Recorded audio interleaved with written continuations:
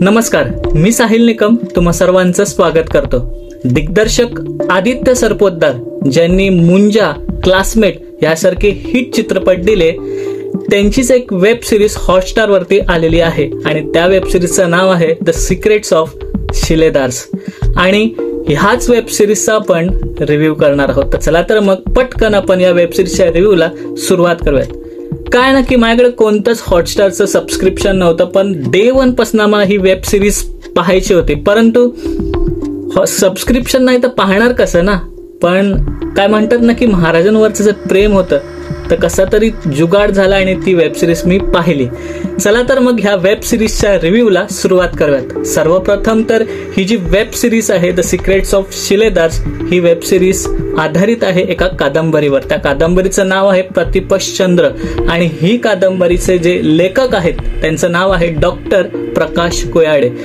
प्रथम तर त्यांचे खूप कौतुक की त्यांनी काय कादंबरी लिहिलेली आहे। तर आता येऊयात रिव्ह्यूला।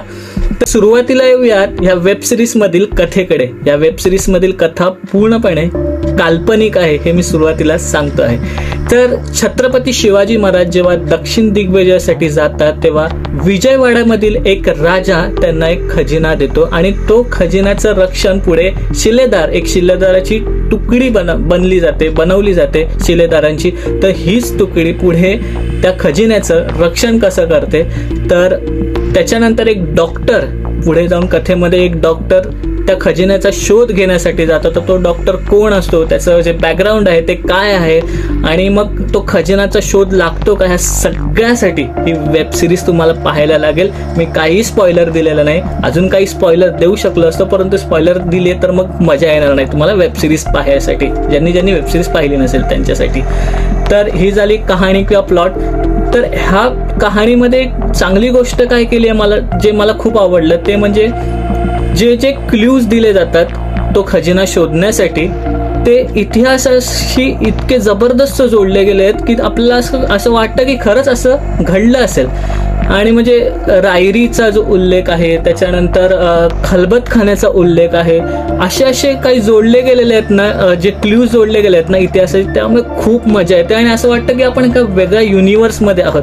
तर ते मला खूप आवडलं। आणि आता येऊयात की सिनेमॅटोग्राफी इतकी छान झाली, इतकं रिच वाटतंय वेब सिरीज बघताना। असं वाटतं की यार पिक्चर बघतोय, लिटरली मला असं वाटतं की पिक्चर झाला पाहिजे होता, एखादा मूवी तयार झाला असता आणि खूप कलेक्शन्स कमवले असतं असं मला वाटतं। तर एकंदरीत ना सिनेमॅटोग्राफी खूप छान आहे, तर म्हणजे एक बारकावे परफेक्ट टिकलेले आहेत। म्हणजे एखादा जर का क्ल्यू मिळाला तर तो कसा दाखवायचा रिच पद्धतीने, किंवा एखादा जे टनलचा सेट आहे तो टनलचा सेट इतका जबरदस्त दाखवलाय, कुठेही VFX चा वापर असा वाटत नाही, परंतु ते रिअल का तो टनल आहेच असं वाटतं आणि ते शोधायला त्या टनलमध्ये चालले। तर ते सगळं खूप छान आहे। त्याच्यानंतर जे क्लूज मिळतात तेव्हा ते जेव्हा मॅच करतात तेव्हा परफेक्ट सिनेमॅटोग्राफी दाखवलेली आहे। लोकेशन्स खूप छान निवडलेले आहेत, म्हणजे मला वाटतं की साऊथचे जे काही लोकेशन्स आहेत, मंदिर आहेत, तर ते निवडलेले आहेत, तर तेही खूप छान आहेत। आणि मला एकंदरीत सिनेमॅटोग्राफी खूप आवडली, खूप रिचनेस वाटतो। आता येऊयात कलाकारांकडे। तर राजीव खंडेलवाल ते आहेत मुख्य भूमिकेत, सई तामणकर आहेत, त्याच्यानंतर आशिष विद्यार्थी ते आहेत आणि दिलीप प्रभावकर सर पण आहेत आणि राजीव खंडेलवालचा मित्र दाखवला तो गौरव, तर तोही आहे। तर ह्या सगळ्यांचे परफॉर्मन्स उत्कृष्ट झालेत, परंतु स्पेशली राजीव खंडेलवाल खरंच जबरदस्त रोल निभावलेला। जे बारकावे म्हणजे दिसायला हवे ॲज अ शिलेदार म्हणून, जेव्हा ते परफेक्ट दिसलेले आहेत आणि असं वाटतं की नाही तो त्या रोलसाठी बनलेला असेल। सई तामणकर यांचा एक स्पेशल भूमिकेत आहे, तर ते सांगत नाही ना तर मग त्या ट्विस्टची मजा जाईल। आणि त्याच्यानंतर दिलीप प्रभावकर सरांची पण थोडासा जास्त काम नाहीये, परंतु त्याच्यामध्ये एक ट्विस्ट आहे, तर ते ट्विस्ट काय त्यासाठी तुम्हाला वेब सिरीज पाहावी लागेल। आशिष विद्यार्थी ह्यांचाही खूप मोठा रोल आहे, परंतु त्याच्यामध्ये एक ट्विस्ट आहे, तर तोही ट्विस्ट त्या ट्विस्टसाठी तुम्हाला पाहायला।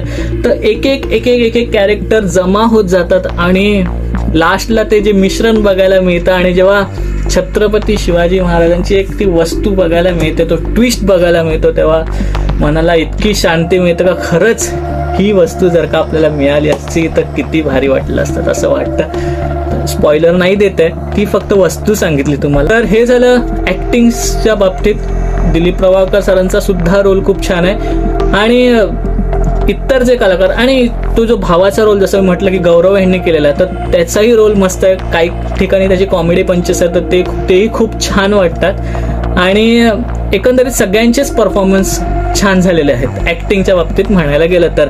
आता येऊयात BGM कडे. जिथे जिथे BGM लागतंय तिथेच ते वापरलं गेलं असं मला वाटतं, कारण मी जे हेडफोन लावून ऐकत होतो जेव्हा ते बोलतात ना की आता एखादा क्ल्यू मिळाला तर तिथे ते BGM परफेक्ट वाजतं आणि खूप भारी वाटतंय ते.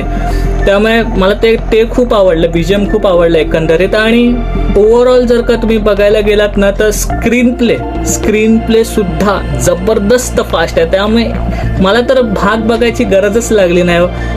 असे 3.5 तास सहज गेले माझे, एका मागोमाग एक मी बघतच गेलो. आणि जेव्हा लास्टचा भाग आला तेव्हा तर मग काय डोळ्यातनं अश्रू आले, कारण जे पाहिलं ते खूप भारी होतं असं म्हणायला हरकत नाही. तुम्ही एकदा बघा वेबसिरीज, तुम्ही बोलाल का यार हा बरोबर म्हणत होता.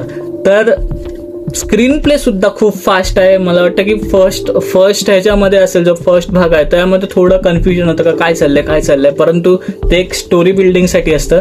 आणि मग नंतर जेव्हा ते एक कळायला लागतं तेव्हा मग असं वाटायला लागतं की यार हा स्क्रीन प्ले खूप फास्ट आहे, अरे हा हे घडतंय, अरे हा क्ल्यू मिळाला, आता ते दिसणार, ते सगळं मज्जा येते.